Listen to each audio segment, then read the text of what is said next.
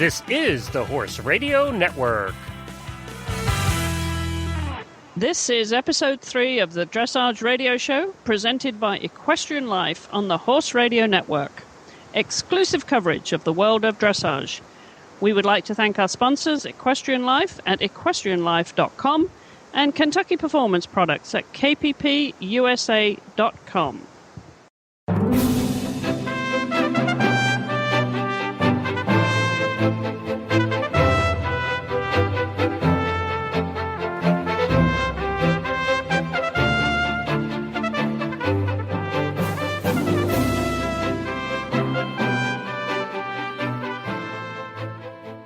This is Chris Stafford in Lexington, Kentucky. And I'm Heather Blitz in Esbjerg, Denmark. And you're listening to the Dressage Radio Show presented by Equestrian Life. Well, Heather, what's on the show for us this week? Well, we've got 2 guests joining us today. And we'll hear first from Clartje van Andel, who is from Dressage Direct, giving us some news of what's happening in Europe these days. And then we're going to hear from Lendon Gray, who is the chair of the Dressage Foundation in the United States. And now for the news of the week.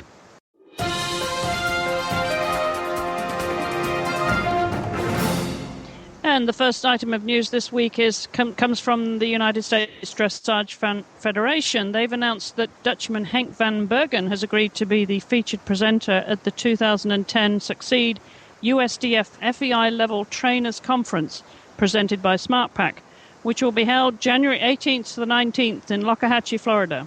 Each year, the USDF offers a trainers conference to those individuals who meet the attendee criteria to learn training techniques and study with a world-class dressage trainer. And he certainly is, isn't he, Heather? He is, and I haven't had the pleasure of attending one of his clinics or seminars yet, but I'd love to. I've really heard great things about him, and he's very down to earth, very caring about the horses, really straightforward, keeps things simple, and that he's just a really good guy. So, if I have any chance at all, I'm going to try to get there. And, I hope they have a lot of attendees, and I think it's great they're having him. Well, certainly something to look forward to in January in Florida. And, of course, coming up in just a couple of weeks here in Gladstone is the 2009 USEF Dressage Festival of Champions. And the ranking list for that, for the Collecting Gates Farm USEF Dressage Festival Championships, which takes place June 17th to the 21st, for the top dressage horse and rider combinations, is now final. And you can find the list and who rose to the top of that list in the nation for the following divisions of Grand Prix, Intermediate, Bretina Cup, and the Young Riders on our website. And Heather, I know you've competed there. It's a favourite for dressage riders, isn't it, Gladstone? It is, yes. It's just such an opportunity, and there's such history there, and just to be able to go upstairs in the lounge of the facility and look at the wall of all the pictures and the people and the history that's happened there is really quite a treat, and it's just it's such a wonderful experience. So, and also for the people coming to watch. There's going to be, I'm sure, great competition. I think it's the top 15. Used to be 12, but I think it's 15 now. Of all the Grand Prix in the U.S., and you're going to get the riders from the West Coast, middle of the country, East Coast, all over the best Grand Prix in the country. And if you have any chance to get up there, it is really a super experience and such a treat. And we'll be bringing news of that event, that show, and of course our own Reese Koffler. She's going to be competing there, so we're looking forward to following Reese. She'll be back on the show in a few weeks' time and give us her roundup of her journey to Gladstone, and we wish her well. And now a piece of news out of Canada, Heather. Ashley Holzer, of course, the 45-year-old Canadian rider who's very well known here in the States and has competed in 3 Olympic Games, expects to become a U.S. citizen in the next few months. However, she says that she has no plans to change her status and compete for the U.S. for the time being, at least. Ashley, who, as I say, is known to many as partner of that very successful 12-year-old Dutch warm-blood gelding Pop Art. She was actually born up in Toronto, but she lives in New York City with her husband Rusty and their 2 children. They co-founded the Riverdale Equestrian Center up there in the Bronx some 15 years ago. So Ashley has been based up there for quite a while. So that's an interesting shift for Ashley.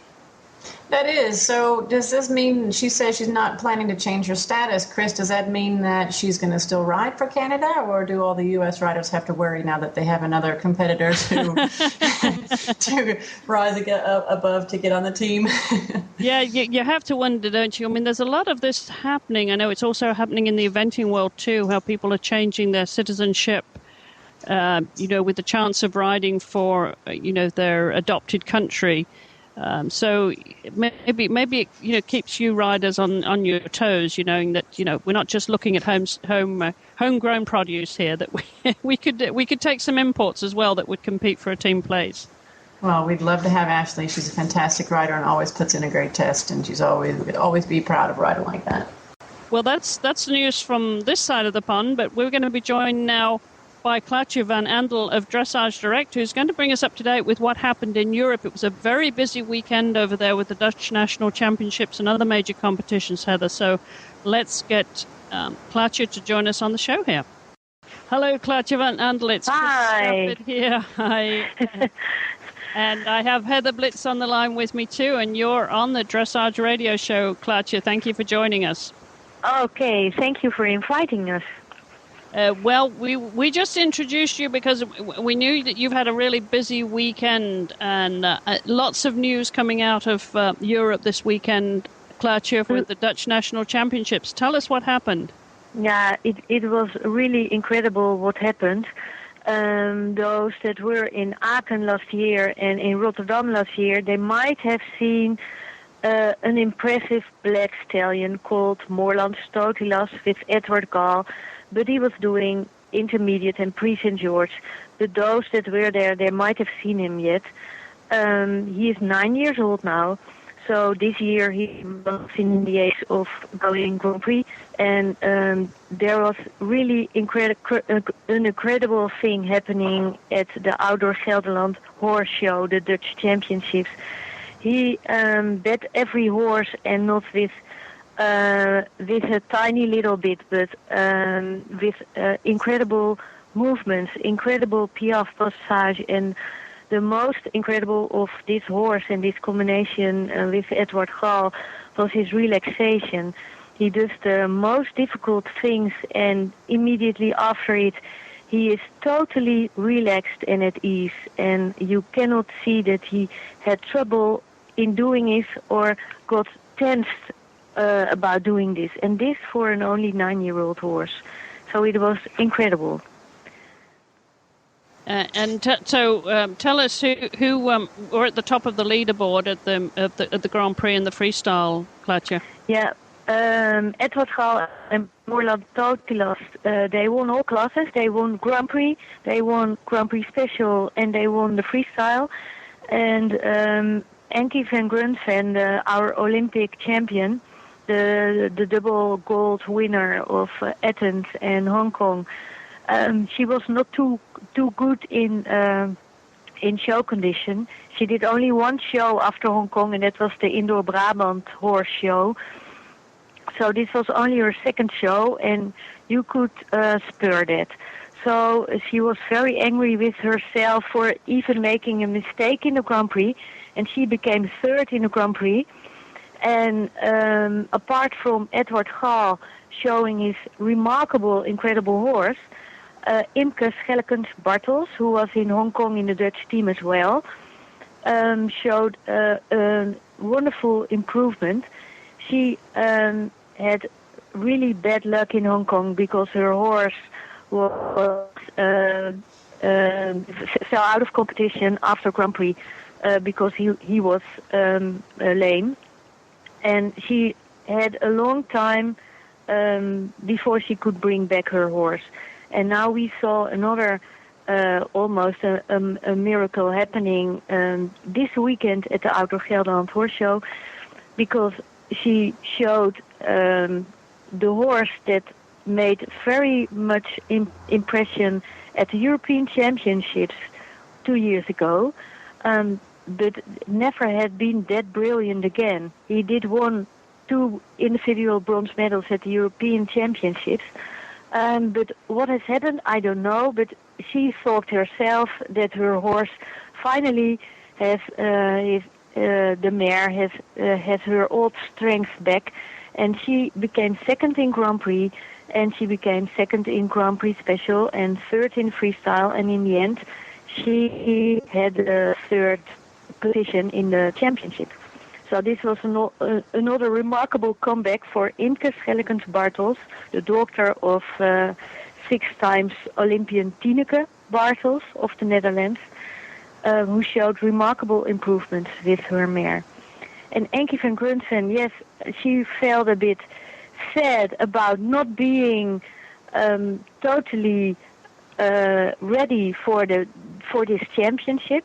But on the other hand, she said, of course, people ask her, will this be the end of the Van Grunsven era now, and probably the end of the Isabel Weers era as well? Because we have seen now this incredible horse, Moorland Totilas from Edward Gal. But Enki said, of course, this will not be the end of the Van Grunsven era. My goal, my aim is the European Championship. This is only the first show that I've done outside the second after Hong Kong Olympic Games. So I will work my way up to hopefully a very good score at the Europeans.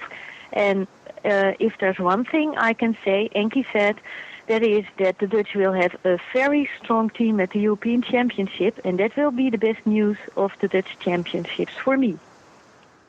That's interesting. So who would you be your prediction then, Klaatje, for the team for the European Championship? Well, I think at the moment, Edward Gal doesn't want to allow himself to say, well, I will be in the team, because the horse is only 9 years old, and he say, I take one day in a day. Let's do the Rotterdam Horse Show, the International Horse Show next week. Then we will see what the horse will do at the International Horse Show. He will be for the international judges that will be judging the Europeans as well. So that will be a very good test as well for the horse, for the judges, for the Dutch to decide who will be in the team. So Edward Gal leaves everything unspoken. He doesn't want to feel any pressure. He said, I've had a very good horse before. Everybody in America will remember him. It's Ling, of course, the stallion that's from Karen Offield, owned by Karen Offield now. So he has had a very good horse before, and he has had a very big disappointment before as well, because he did win the Dutch Championship in 2004, and then he had to refrain from the Olympic Games in Athens because his horse was lame. So he said, I don't want to make myself crazy or feel pressure. I take one competition in a day, one day in a day, and let's see what happens in Rotterdam. And then he thinks he will do probably the Hickstead World Dressage Masters at the end of July, and you'll see what comes from it. So no predictions about this great horse. Enki van Grunsven and Olympic and her Olympic mount IPS Salinero will definitely be in the team. I think Imke Schellekens-Bartels has made her way back with her mare Hunter Douglas Sunrise to be in the team again. And then we have a new rider also that made impression in Germany the last month in Munich, where Isabel Weert did win everything mounting Satchmo. The rider is called Sander Marijnissen. He's already 38 years. He's not that known already, but he did make a lot of impression in Germany. He did win some big shows there, and he did win the Grand Prix Special at the World Dressage Masters in Munich. So he will be in the Dutch national team for the Rotterdam Horse Show. It's a CDIO, so there will be a Nations Cup. He will be in the team as well. So I think our coach, Chef Jansen, the husband of Enki van Grunsven and the Dutch coach, he will like to see what the judges think of him. Wow, Claudia, it sounds like the Dutch team is going to be stronger than ever. I think all the Dutch have the feeling that the Dutch team will be stronger as ever. But we have been thinking this before. Athens is an example. And then one of the favorites of the team got lame. And you can never praise the day before the day's there. That's true. Yeah. But yeah, as you say, Heather, I think it's going to be a pretty strong contingent there from Holland again, and it'll be very interesting because there's always that rivalry between Germany and Holland, isn't there? Yeah, there's still always a rivalry between Germany and Holland. I think the ones that follow dressage for the last years, they probably can notice that the Dutch have sometimes new combinations coming up. Like last winter, Adelinde Cornelissen with her beautiful gelding side by Jess, who made the stallion that makes a lot of great dressage horses. Parsifal, that horse Parsifal and Adelinde Cornelissen did win 3 World Cup qualifiers in Europe. You all know what happened in Las Vegas. She went out because the horse got lame. So the Dutch thought we might be very strong contenders for Isabel Weert. We have Adelinde Cornelissen now as well. We have Enki, who will be riding on IPS Painted Black, and of course there is Stefan Peters. But we have a very strong pair too. But then the very strong pair, the horse got lame, and there was no competition for Adelinde Cornelissen. It was a wonderful World Cup final, but no competition for the European pair that won 3 qualifiers here in Europe. So the Dutch think they will have a strong team, but any horse still has to stay sound. Absolutely. Well, it's very exciting, and I'm sure everybody in Holland is really geared up now for now. You've got the Dutch National Championships behind you. The next big competition, of course, is the European Championships for you. I know you have Aachen in between that, but that'll be the big international competition that everybody will be vying for. So we want to thank you, Claudia, for joining us today, and we will certainly be getting back to you with more results from Europe as the season unfolds. Thank you so much. Well, a big thanks to Claudia. That was a great report from her, Heather.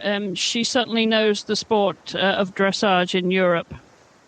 Well, she sure does. That was a very good earful, what happened over there in Holland last week, and super to hear from her, and just someone who was right there in the action and giving it all to us right here on our show. Yeah, well, we were only into our 3rd episode, Heather, but I think we've already proved that we can deliver the goods here with news from around the world. I think we can. On to our next segment, which we're looking forward to. We're really getting to know Paragon, your partner Paragon, and this is a special segment of his own every episode called Paragon's Diary. So tell us what's been happening with him this past week.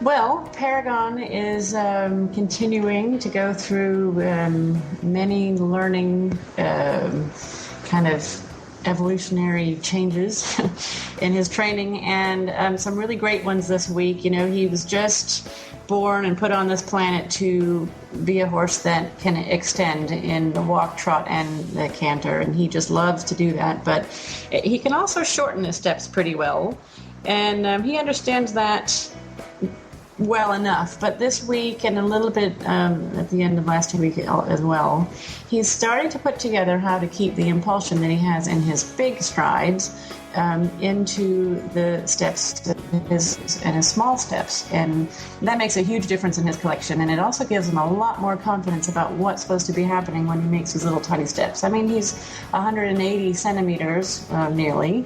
That's 17.3 or so hands. So, and he's got the gaits to match his size, and they're huge. He loves to go forward, but to make the small steps, he does them. But it's this week has been when he has learned how to keep the same power that he has from the extensions in the collection. And I mean, to me, it's really exciting, and I think to him, it's almost equally as exciting and just confidence building, and he is really proud of himself.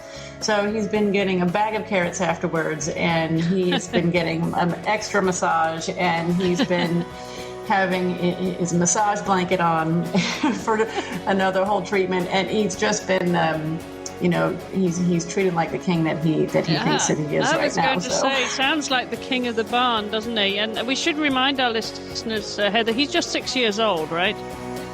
He is, yes. And I think he's coming along quite quickly in his training, so much that, I keep a lot of concern about, a lot of slowing the training down, because he'd like to just learn it all really fast, and I just try to keep it at a reasonable pace so he doesn't overdo himself. He'd like to do more than what he's physically strong enough for. He's always been that way.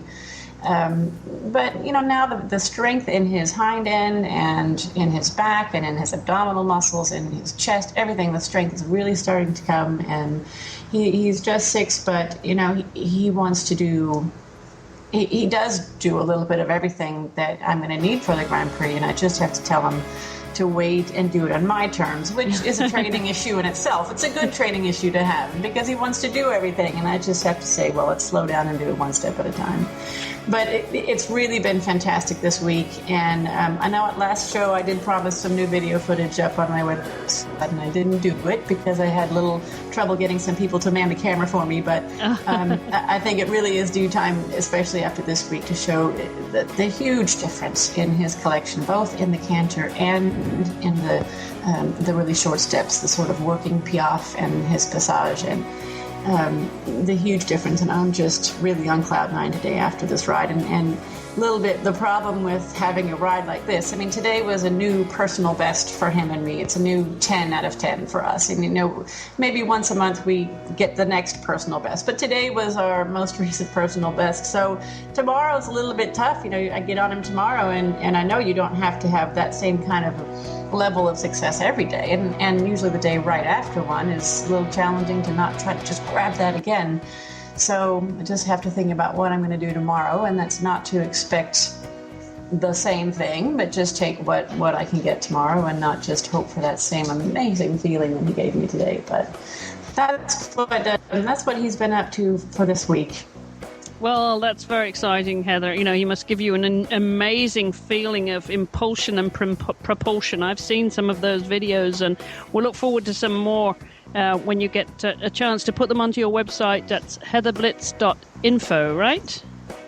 Yes, and he has a page of his own called, it's just called Paragon, and I also have a new video page on my website too, so all of my videos will start to be collected on that one page, so you can pick and choose. Terrific. Well, thanks so much, Heather. We look forward to following Paragon's progress in the weeks ahead. Great.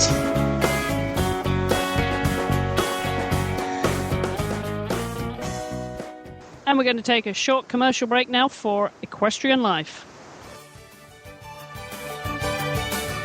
It is fantastic to have our friends at Equestrian Life as the title sponsors for the Dressage radio show. If you've not been to Equestrian Life yet, you need to go.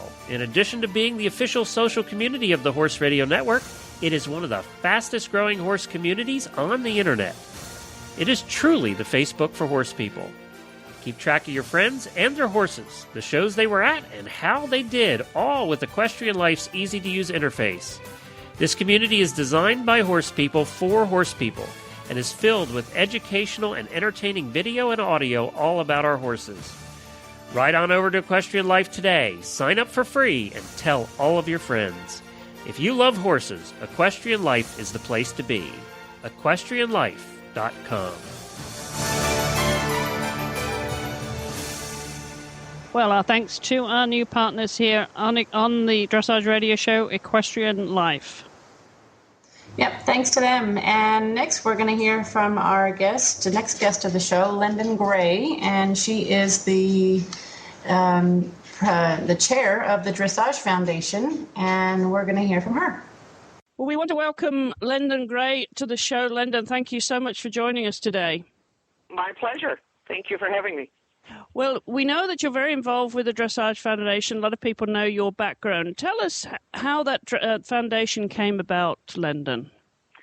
Well, we're actually celebrating our 20th anniversary this year, and it started out with Lowell Boomer behind it as a means to raise money, particularly for activities for the U.S. Dressage Federation.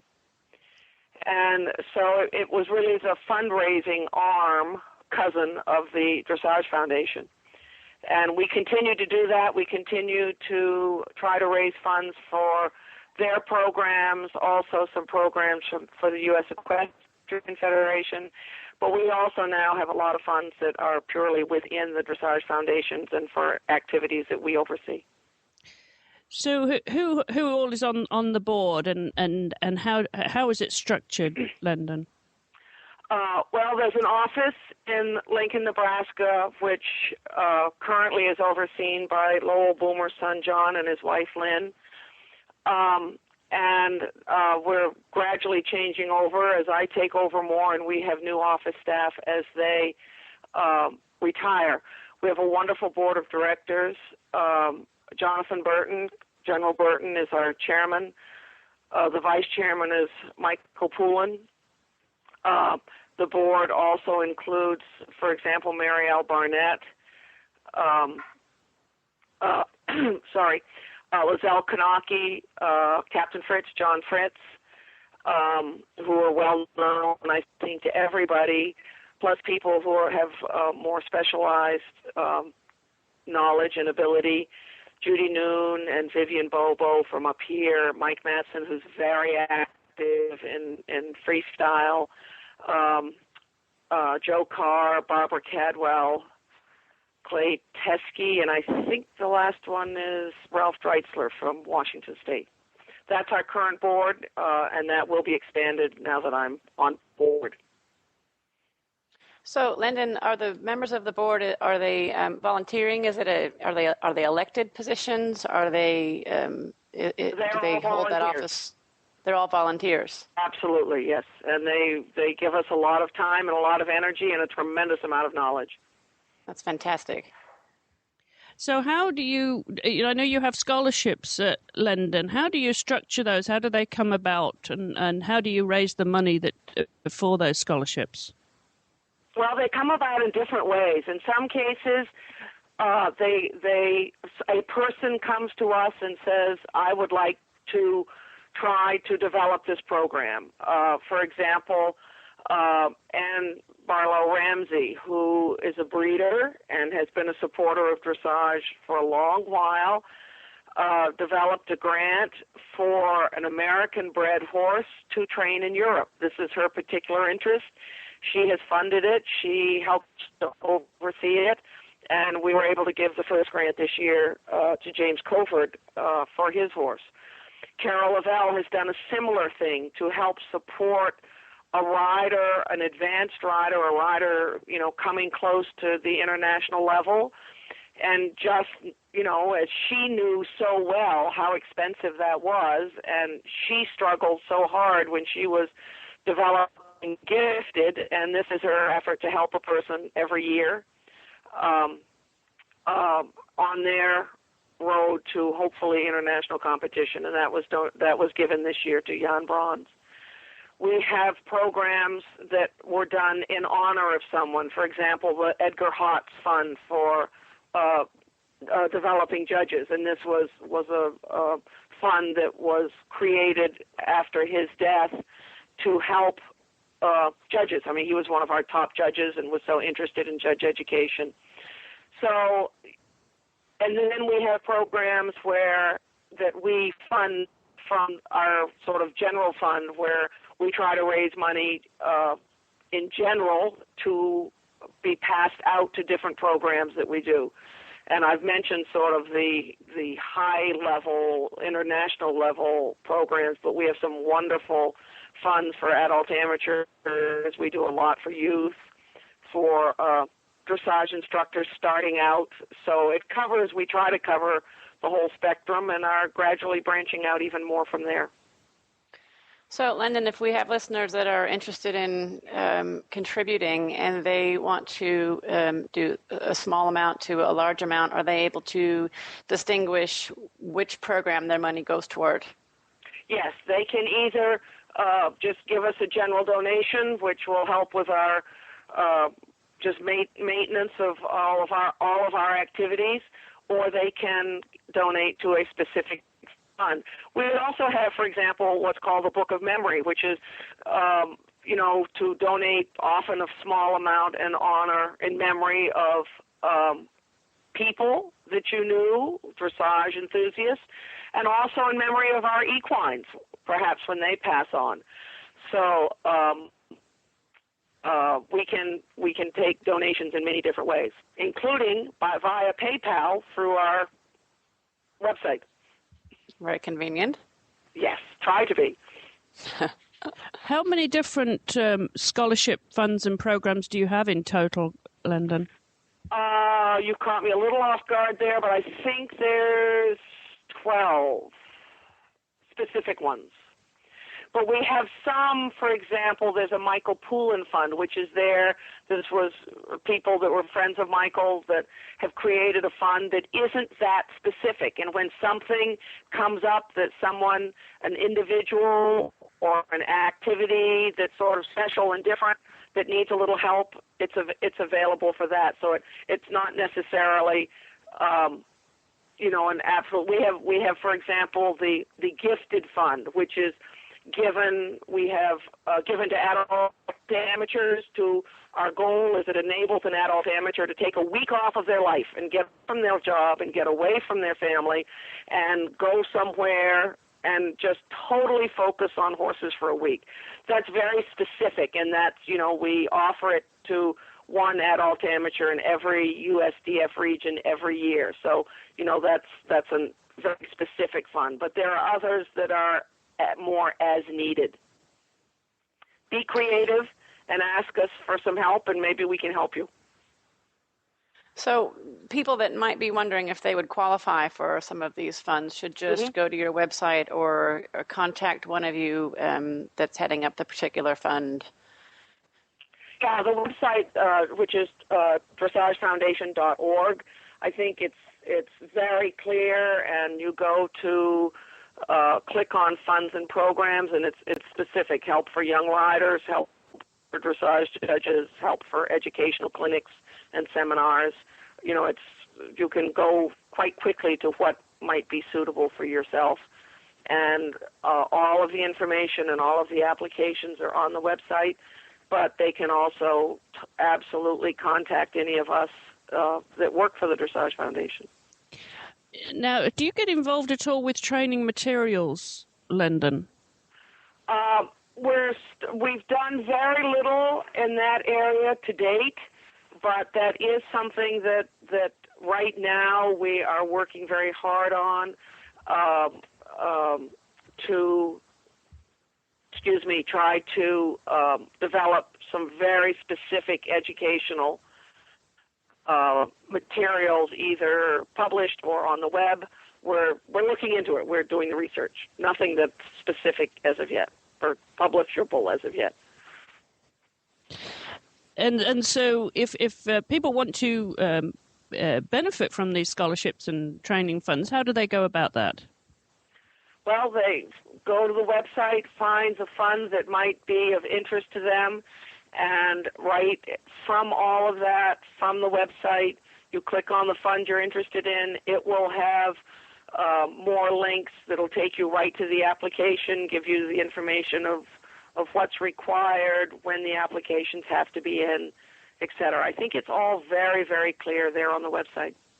Wonderful. Well, we'll make sure that we have a link on our website at dressageradio.com so people can follow that link to yours and find out more about the wonderful work that you do there with the Dressage Foundation. Lendon, thank you so much for joining us today and answering these questions. And I'm sure as we go on down the road here with the Dressage Radio Show, we'll have you back on to talk more because you're so involved with the sport. But we appreciate you spending the time with us today. Well, that was great, Heather, to hear from Lendon. She's so experienced in the sport and you just knows just about everything and everybody, and what better person to be in that position. Yeah, and what a great thing that the Dressage Federation, the Dressage Foundation is doing for, the riders in need who really have a lot of skill and talent and just need an extra help, and finances are such a huge part of the sport, and it's great that they're out there, doing what they're doing. It absolutely is. Well, thank you to them. And now we're coming to our next segment on the show, which is going to be a weekly show, and it's Heather's Training Tip of the Week.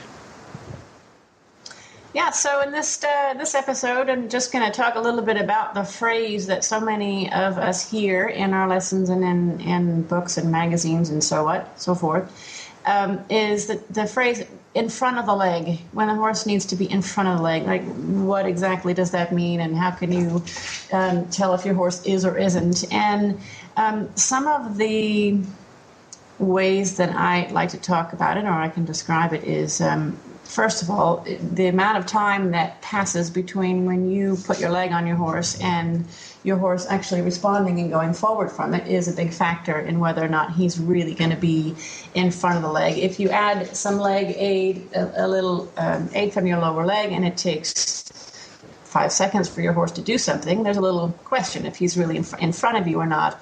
And also the amount of leg that it took for you to ask him for what you wanted. The harder it is, the more hard the squeeze or the kick is, the less the horse is in front of the leg.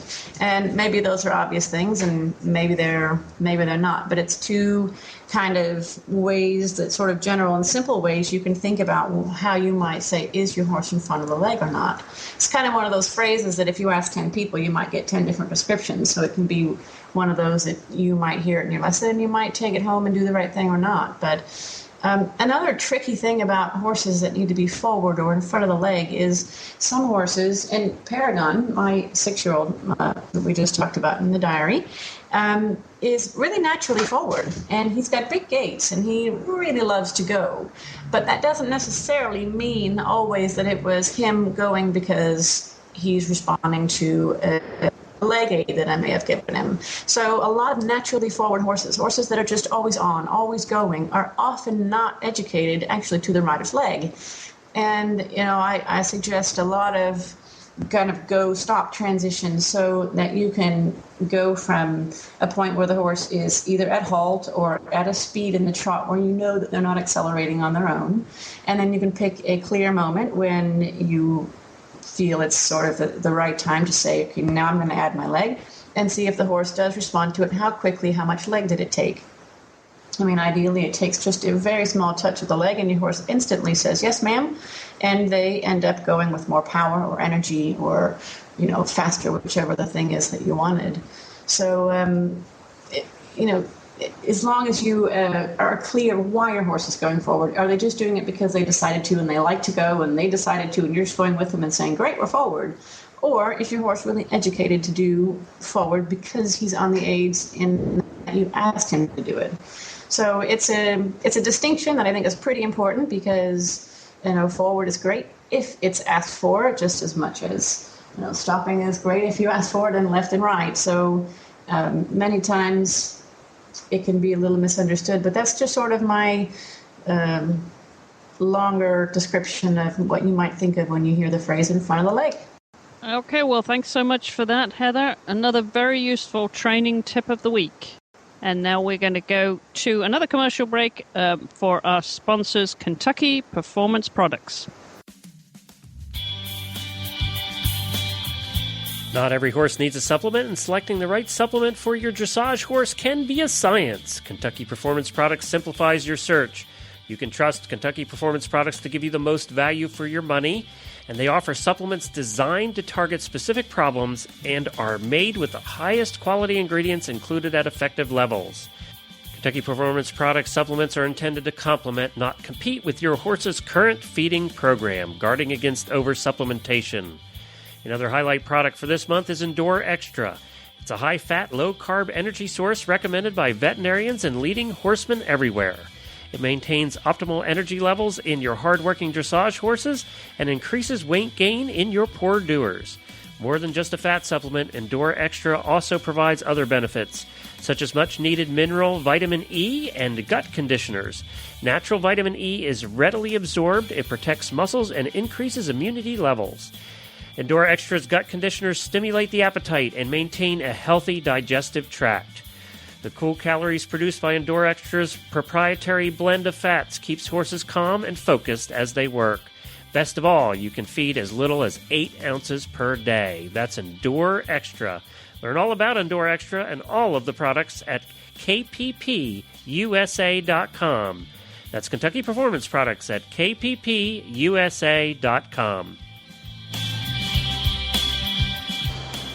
So we'd just like to thank again Kentucky Performance Products for their support in our show. And next we're going to go to listeners' emails.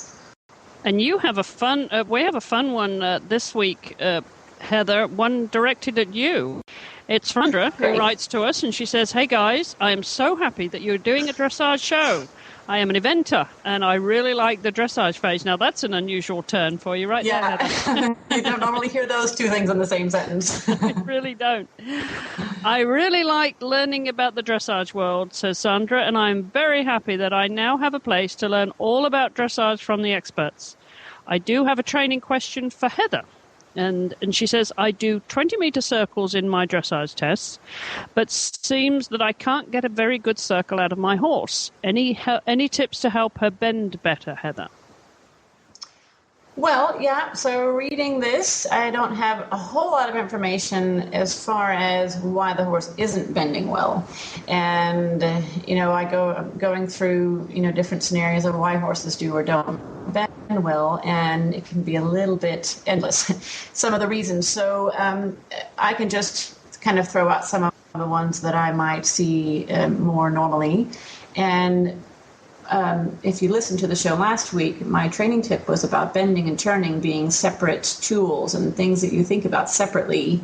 And that could possibly be happening that when Xandra is riding her 20-meter circles, maybe she needs to practice them first at home where she could make them almost from first a square shape where you don't bend at all, and make sure that you can turn your horse left or right with no bend. So you have a left-right balance in your horse. And if that is happening well, then she can make it from a square maybe to a 6-sided figure, and then from a 6-sided figure maybe to a 10-sided figure. And just if you start adding bending, just to make sure that her turning doesn't, her capability of turning doesn't get less. It doesn't get harder or less correct, that she turns really well as she starts to bend her horse. And if she doesn't do it that way, a lot of times people end up pulling too much on the inside rein, or even taking the inside hand, not just closing it for some of the horse to follow for some less flexion in the pull, but they might also cross the inside hand over the withers, because if they take the inside rein, maybe the horse starts to fall in, and then many riders will take the inside hand sort of across the withers to try to push the horse back out again, and then you've sort of got a number of things happening and causing some ripples in the water that cause even more ripples in the water, and she might end up having to fix things that she's creating. Again, I'm just sort of guessing a little bit at what might be the reason she's not bending well. The other thing that I thought about when I read this was that, perhaps she's thinking too much about bending. On a 20-meter circle, the bend that's required for that arc, and that degree of arc, as you're going on 20 meters, is barely perceptible.